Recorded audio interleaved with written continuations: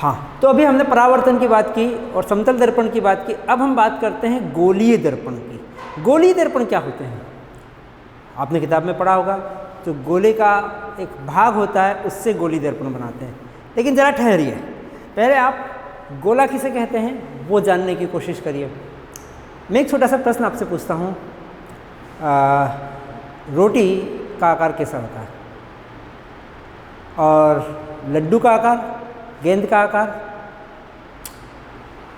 यदि आप रोटी को भी गोल कहते हैं तो दैनिक जीवन में कहते रहिए, लेकिन रोटी वृत्ताकार रूप में होती है गणितीय रूप से, और लड्डू हुआ या इस प्रकार की गेंद हुई, ये गोल कहलाता है। स्फेयर अंग्रेजी में कहते हैं, या गोल कहलाता है। तो ऐसा एक मान लीजिए ये कांच का गोला है, और इस कांच के गोले का हम एक छोटा सा टुकड़ा काट लेते हैं, है ना। तो ये मान लीजिए मेरे पास एक कांच का गोला, और इसका मैंने एक छोटा सा टुकड़ा अलग इसमें से काट लिया है। अब ये जो टुकड़ा है कांच का, इसमें दो सतह बन गई। एक सतह ये हो गई जो अंदर की तरफ दबी हुई है, और एक सतह ये हो गई जो बाहर की तरफ उभरी हुई है। ठीक है, इसका यदि हम दर्पण बनाएंगे तो वो गोलीय दर्पण बनेगा। क्यों? क्योंकि इसकी सतह वक्र है, या तो उभरी हुई है या बैठी हुई है। अब कैसा दर्पण बनेगा? यदि हमने इस तरफ पॉलिश करी, याद है मैंने यहाँ लाइनें बनाई थी, इस तरफ यदि हमने पॉलिश करी तो हमारा ये वाला हिस्सा जो रहेगा ये परावर्तक हो जाएगा। यहाँ से प्रकाश का परावर्तन होगा। अब यहाँ से प्रकाश का परावर्तन होगा, चूँकि ये सतह बैठी हुई है, इसलिए इस प्रकार का दर्पण हमारा कहलाता है अवतल दर्पण। अवतल दर्पण को हम जो चित्र में प्रदर्शित करते हैं वो इस प्रकार से करते हैं। ये हमने ऊपर की उभरी हुई सतह पर पॉलिश कर दी, तो ये जो अंदर की सतह हो गई ये हमारी परावर्तक सतह हो जाएगी। चूँकि परावर्तक सतह अंदर की तरफ बैठी हुई है, इसलिए इसको कहते हैं अवतल दर्पण। ये हो गया हमारा अवतल दर्पण। अब यदि मैं इस अंदर की सतह के ऊपर पॉलिश कर दूं तो मेरी परावर्तक सतह ये उठी हुई हो जाएगी, उभरी हुई हो जाएगी। दिख रही है ना आपको? तो ये उभरी हुई सतह जब परावर्तक हो जाती है तो उसको हम बोलते हैं उत्तल दर्पण। यहाँ बना देता हूँ।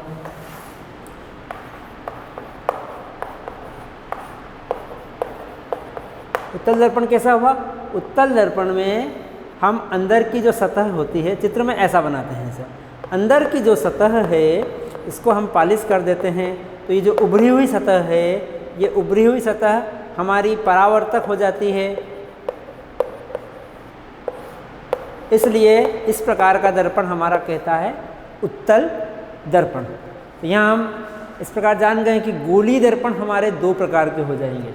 अभी हम गोलीय दर्पण की बात कर रहे हैं, तो गोलीय दर्पण हमारे दो प्रकार के हो जाएंगे, एक अवतल दर्पण और एक उत्तल दर्पण।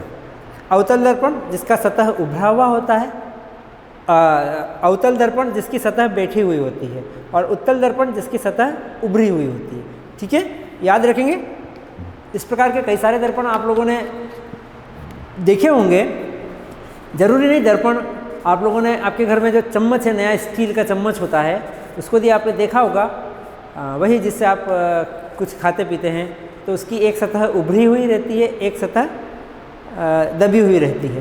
तो वो जो दबी हुई सतह है वहाँ अवतल दर्पण की भांति काम कर रहा है, और जो उभरी हुई सतह है वो उत्तल दर्पण की भांति काम करता है। तो वहाँ पर भी कुछ मात्रा में नियमित परावर्तन होता है। ठीक है, तो ये हमारे दो दर्पण हो गए गोलीय दर्पण में, अवतल दर्पण और उत्तल दर्पण। ठीक है, इसके बारे में हम आगे और पढ़ते हैं। अवतल दर्पण के रूप में पहले हम बात करते हैं। इससे पहले मैं दर्पण से संबंधित कुछ परिभाषाएं आप लोगों को बता देता हूं। दर्पण से संबंधित कुछ बिंदुओं को, कुछ परिभाषाओं को आपको याद रखना होगा। उसमें पहली होती है वक्रता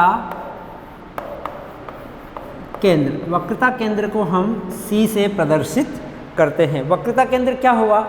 केंद्र को आप जानते हैं, किसी भी वृत्त में या किसी भी गोले में जो सेंटर बिंदु होता है उसे हम केंद्र कहते हैं। ये भी जो हमारा गोलीय दर्पण हुआ, ये भी एक गोले का भाग हुआ। तो इस गोले का जो केंद्र है, जो कहीं भी बीच में होगा, इस गोले का जो केंद्र है वही केंद्र इसका वक्रता केंद्र कहलाता है। तो इस दर्पण का वक्रता केंद्र कहीं ना कहीं यहाँ पर आपका रहेगा। ये हो गया आपका वक्रता केंद्र, जिसे हम C से प्रदर्शित करते हैं। दूसरा होता है दर्पण का ध्रुव।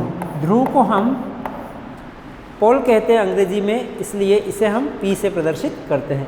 पोल कहाँ होता है?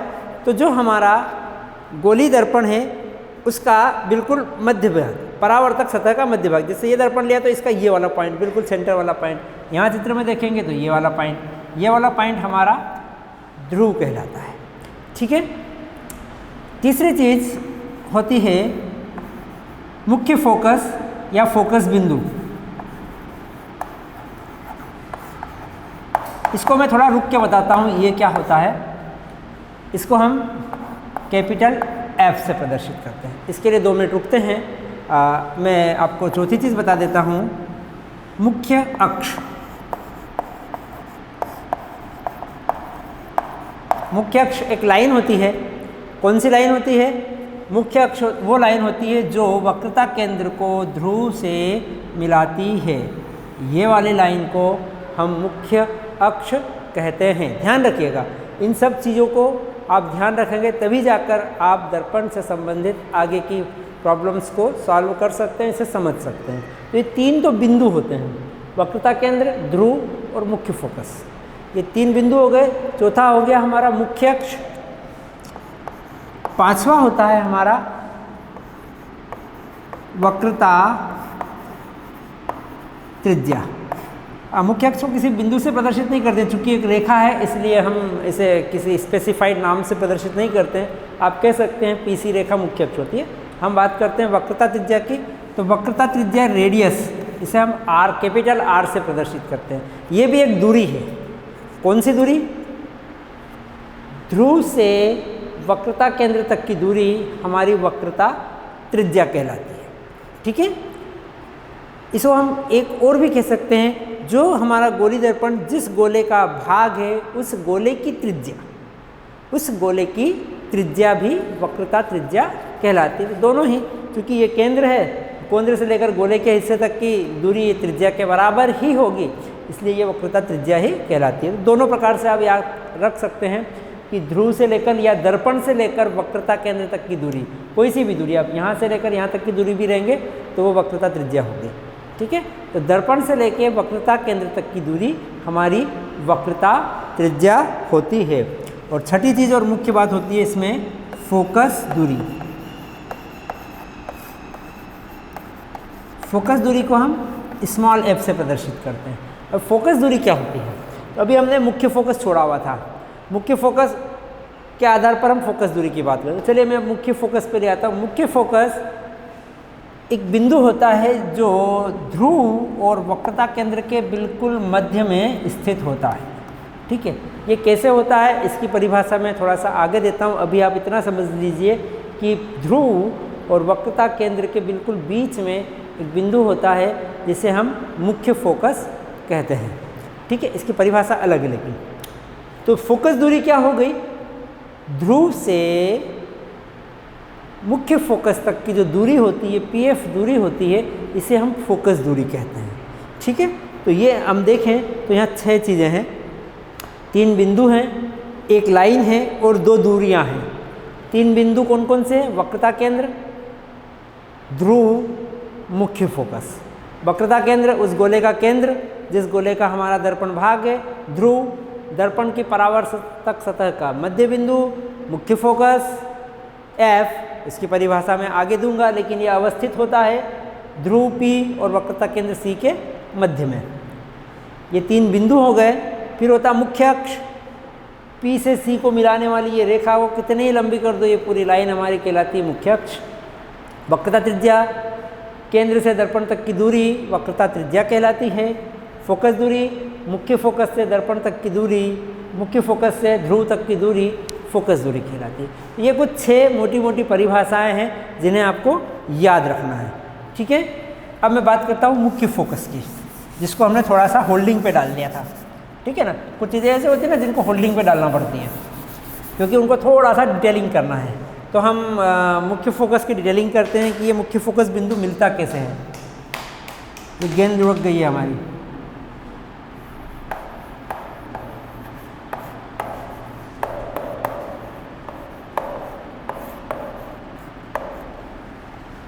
ये बिंदु कैसे आता है? तो इसकी परिभाषा है कि मान लीजिए कोई एक प्रकाश की किरण हमने ली, और प्रकाश की किरण कैसी ली? कोई ऐसी वैसी किरण नहीं ली, हमने एक स्पेसिफाइड किरण ली जो कि हमारे इस मुख्य अक्ष के बिल्कुल समांतर है, पैरेलल है। मुख्य अक्ष के समांतर हमने एक प्रकाश की किरण ले रखी है, और ये प्रकाश की किरण यहाँ से टकराएगी। टकराने के बाद इधर से निकलेगी, क्योंकि दर्पण देखिए अंदर की तरफ झुका हुआ है, इसलिए ये अंदर की तरफ निकलेगी। ठीक है, तो ये निकलने के बाद ये मुख्य अक्ष के जिस बिंदु से होकर निकलती है, ये बिंदु हमारा मुख्य फोकस कहलाता है। ध्यान रखिए, पुनः ध्यान रखिए, मुख्य अक्ष के समांतर आने वाली प्रकाश की किरण दर्पण से परावर्तन के पश्चात, अवतल दर्पण से परावर्तन के पश्चात मुख्य अक्ष के जिस बिंदु से होकर निकलती है, वो बिंदु हमारा मुख्य फोकस कहलाता है। यहाँ ध्यान देने वाली बात है, जितनी भी प्रकाश की किरण इस मुख्य अक्ष के समांतर आएगी, वो सारी की सारी किरणें इस फोकस से होकर ही निकलती है। ये महत्वपूर्ण बात होती है। मान लीजिए हमने एक और समांतर प्रकाश की किरण ली, ये प्रकाश की किरण भी मुख्य अक्ष के समांतर है, ध्यान दीजिएगा, ये भी फोकस से होकर ही निकलेगी। मान लीजिए हम एक और प्रकाश की किरण लेते हैं, ये भी मुख्य अक्ष के समांतर है, ये भी फोकस से होकर ही निकलेगी। यह एक महत्वपूर्ण बिंदु होता है, फोकस बिंदु। ठीक है, ध्यान रखेंगे। तो ये हुआ हमारा फोकस बिंदु। पुनः परिभाषा देता हूँ मैं, मुख्य अक्ष के समांतर आने वाली जितने भी प्रकाश की किरणें होती हैं, वो अवतल दर्पण से परावर्तन के बाद मुख्य अक्ष के जिस बिंदु से होकर गुजरती है, वो बिंदु हमारा मुख्य फोकस कहलाता है। तो समझ लीजिए कि जितनी भी समांतर आएगी ना, ये एक ही जगह से होकर गुजरती है। इनका मिलने वाला बिंदु ये है, ये मिलने वाला बिंदु है, इसलिए इसको हम मुख्य अक्ष कहते हैं, मुख्य फोकस कहते हैं। ठीक है, मुख्य चौराहा आप ऐसा भी बोल सकते हैं, लेकिन सारी नहीं, जो इस मुख्य अक्ष के समांतर आएगी। और मुख्य अक्ष हम पहले बता चुके हैं आप लोगों को, याद है ना मुख्य अक्ष क्या है? वापिस रिवाइज करिए, और नहीं याद रहा वीडियो को थोड़ा रिवाइंड कीजिए, देखिए मुख्य अक्ष हमने किसको बताया था। ओके, नेक्स्ट, ये परिभाषा जो हमने मुख्य फोकस की दी है ना, ये सिर्फ अवतल दर्पण के लिए दी है। मैं यदि उत्तल दर्पण की बात करूं, मिटा दूं?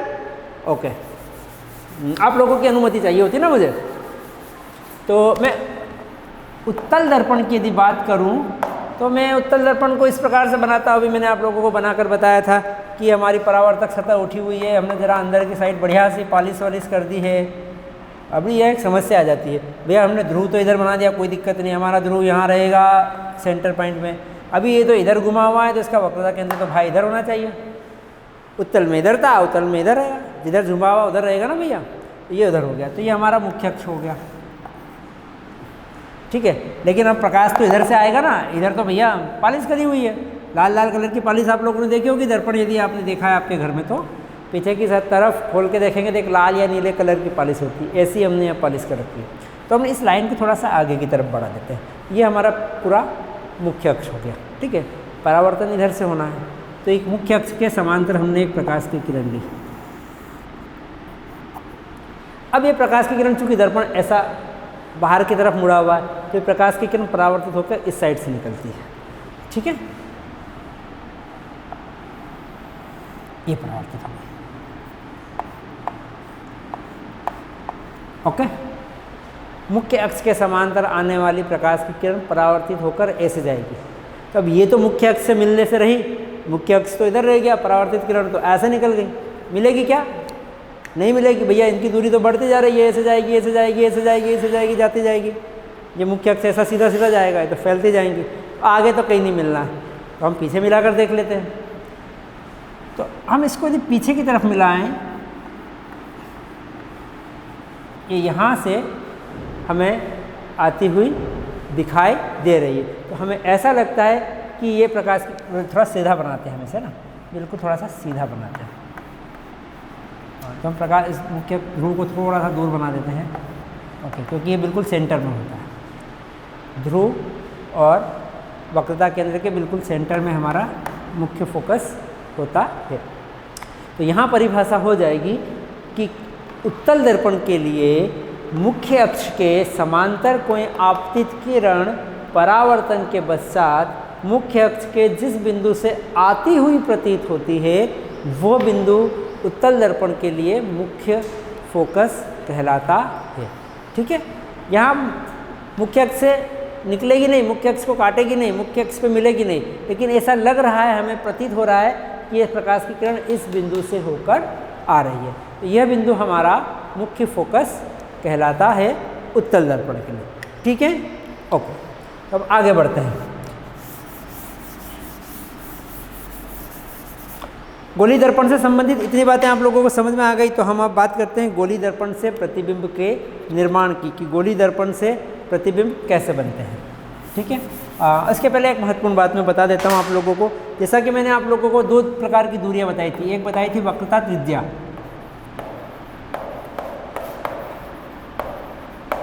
और एक दूरी बताई थी मैंने फोकस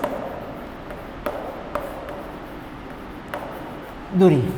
मैंने आप लोगों को बताया था कि मान लीजिए हमारा दर्पण है, ये हमारा ध्रुव होता है, ये हमारा वक्रता केंद्र होता है, तो मुख्य फोकस दोनों के बीच में होता है। अब ये बीच में है तो यहाँ से यहाँ तक की दूरी तो हो गई भैया हमारी कैपिटल आर वक्रता त्रिज्या, और यहाँ से यहाँ तक की दूरी हमारी हो गई भैया स्मॉल आर फोकस दूरी। क्या आप फोकस दूरी और वक्रता त्रिज्या में कोई संबंध बता सकते हैं? यदि ये बीच में है, इसका मतलब क्या हुआ कि भैया ये दूरी डबल होगी और ये इसकी आधी होगी। यानी सिंपल सा एक हमारा संबंध बन जाता है कि जो वक्रता त्रिज्या होती है वो फोकस दूरी की डबल होती है, या हम यूँ कह सकते हैं कि फोकस दूरी होती है वो वक्रता त्रिज्या की आधी होती है। इस संबंध को आप याद रखिएगा, इसके ऊपर एक ऑब्जेक्टिव या एक छोटा सा प्रश्न आता ही है। तो क्या आएगा? बड़ा सा सिंपल सा, किसी गोली दर्पण की वक्रता त्रिज्या 20 सेंटीमीटर है, फोकस दूरी बताओ। फोकस दूरी पता करना है तो फोकस दूरी आधी होती है, 20 का आधा 10 सेंटीमीटर। ओके, लेकिन ध्यान रखना हमेशा आधा ही नहीं करना, प्रश्न को अच्छे से पढ़ना। कभी कभी उल्टा आ जाता है, किसी गोली दर्पण की फोकस दूरी 20 सेंटीमीटर है, फोकस दूरी 20 सेंटीमीटर है, वक्रता त्रिज्या बताओ। ध्यान रखना वक्रता त्रिज्या डबल है, फोकस दूरी आधी है, तो फोकस दूरी दे रखी है, वक्रता त्रिज्या ज्ञात करनी है, तो अब क्या करना पड़ेगा? डबल करना पड़ेगा। तो फोकस दूरी 20 है तो वक्रता त्रिज्या कितनी हो गई? 40 सेंटीमीटर। ठीक है, तो इस बात का ध्यान रखिएगा। सूत्र छोटा सा है, वक्रता त्रिज्या फोकस दूरी की दुगनी हो गई या फोकस दूरी वक्रता त्रिज्या की आधी हो गई।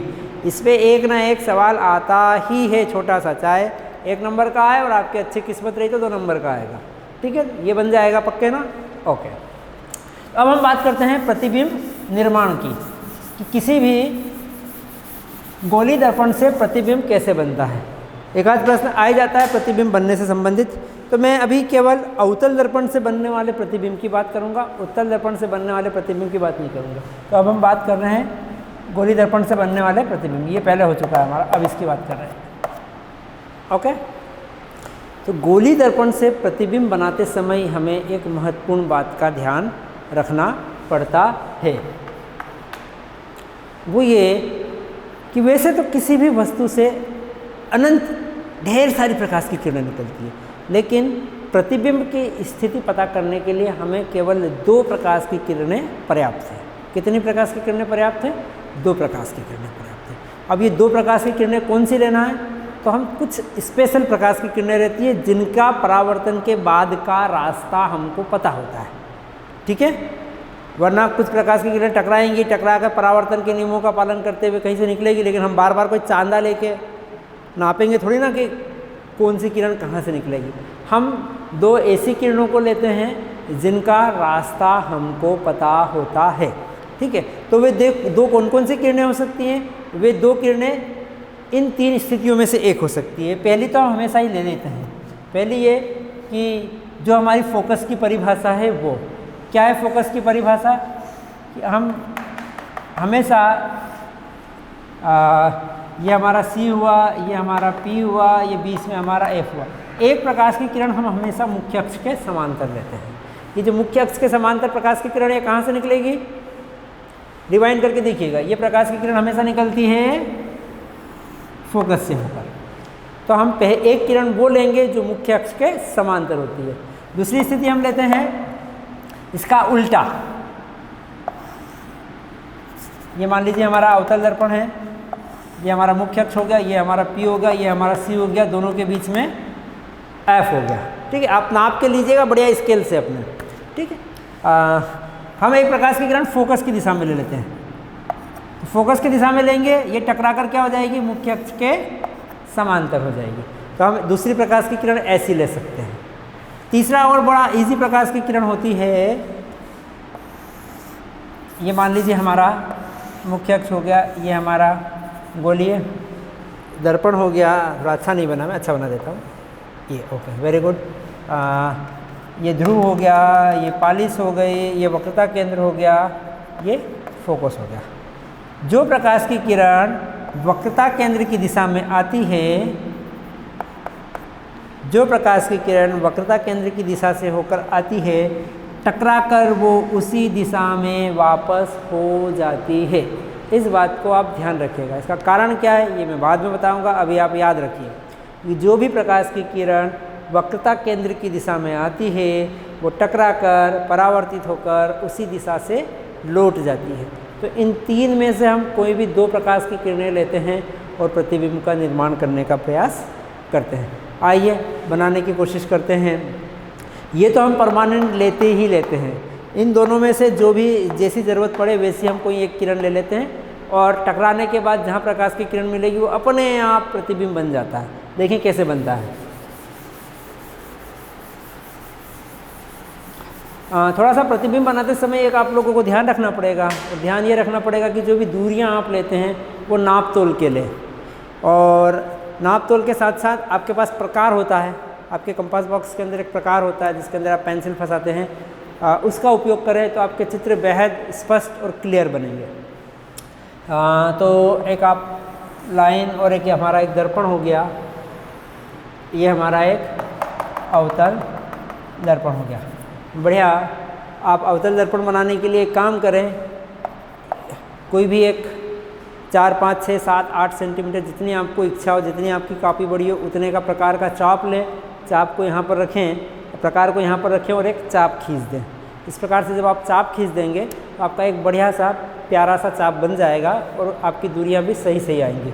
ये आपका ध्रुव हो जाएगा। इन दोनों के बीच में जितने भी है आपने दूरी लिए नाप कर आप एक फोकस बिंदु बना लेते हैं। ठीक है, तो अब प्रतिबिंब बनाने के लिए एक स्थिति तो ऐसी होती है, उसको आप याद रखिए।